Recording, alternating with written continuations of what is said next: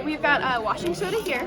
We're going to take a big scoop of this, and we're going to put this into the bowl of water here. We'll do two just to make sure it's good. And then we've got Epsom salt over here. We'll take a scoop of that one here too. There we go. Alright, and then we're going to stir those each. And what we are going to be demonstrating in this experiment is the law of conservation of mass. And what we're going to see is when we take the mass of each individual solution, it's going to be about 70 each. This one's 88, and this one is 92. So then when you combine them, it's going to form a precipitate, so a chemical reaction is going to occur. And when you take the mass of each individual, it's gonna, of the solution together, it's gonna be the same mass as the original two combined. So this is 161. So you're taking into account the mass of each individual solution as well as the cup that we put it separately.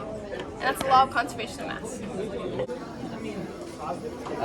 Over here we have a catapult where we have this mechanism. It's kind of half disattached right now, but this holds it in, and this is where it is. And then if you lift this up like this, it would shoot and go up. And that's basically how that works. It's on two strings right here, and then you have these little pegs, and then they hold them in like that. And then we have a lot of other engineering things that were either 3D printed or cut out of wood with a laser cutter. And so is this right here, which is a catapult. So it carries like a mouth trap as its base. And the way that it works is it would be by driving it backwards, it's kind of directional, but if you imitate that by moving the wheels, it pulls this back. And then you can kind of pull it back and just shoot whatever you need to, so that way you can get that right angle to shoot whatever spot you need. And in addition to that, we also have some puzzles that we use the laser cutter to cut out different puzzle pieces, and then students will assemble them if they can. And as a reward, we give a student a piece made from the 3D printer. An example of that is this gear here that we made from 3D printing. So if a student can solve one of these puzzles, then they get this.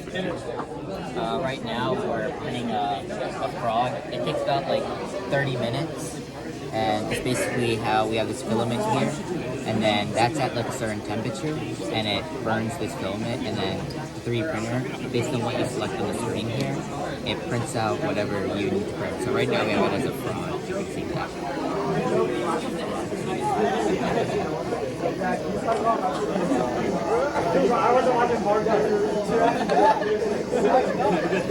So earlier we collected data from students running this experiment and we made a graph so you can guess with each of these different balls. The purple ball is this, the soccer ball is this ball, and then the bouncy ball is this. So guessing based off the graph, you can make a guess of how high the ball is going to drop. So if we do the purple ball here, you can see the different levels and then make your best guess. And then we're going to drop it from here and see if your guess is accurate or not. So this station, we took our own twist on Monopoly and turned it into a station teaching 8th graders about finance and budgeting. We give them certain skills and questions to learn, and Christian can give an example of the kind of question we asked them. Yeah, so basically we have them play Monopoly, which of course has some finance and budgeting elements within it, but then what we did was we incorporated each time they round one of the corners, and at the end they have to answer a finance and budgeting question, so to help develop their real life skills and knowledge of the topic. So we've asked some questions about things such as scenarios of what you should do with your money, correct decisions, and some other just overall questions about the topic so that they can learn and develop their skills.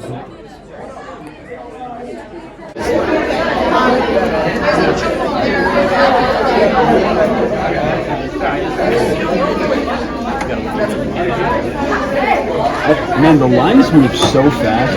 Yeah, what? We haven't even seen all the things. No, because each thing has a special characteristic. Yeah.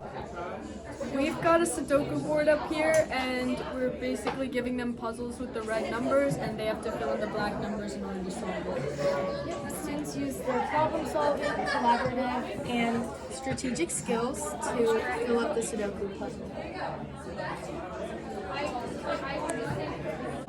So what we're doing here is students are going to see how projectiles can travel through space and in real time and gravity.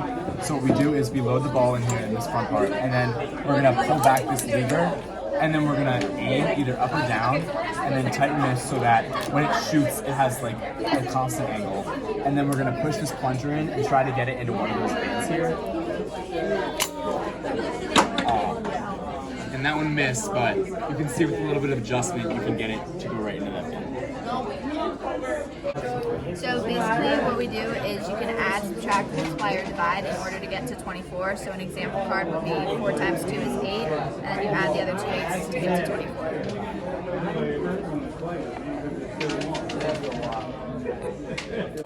For this station, students will select a color that coordinates with a digit of pi, and they will create a huge paper sheet in order to represent all the digits of pi.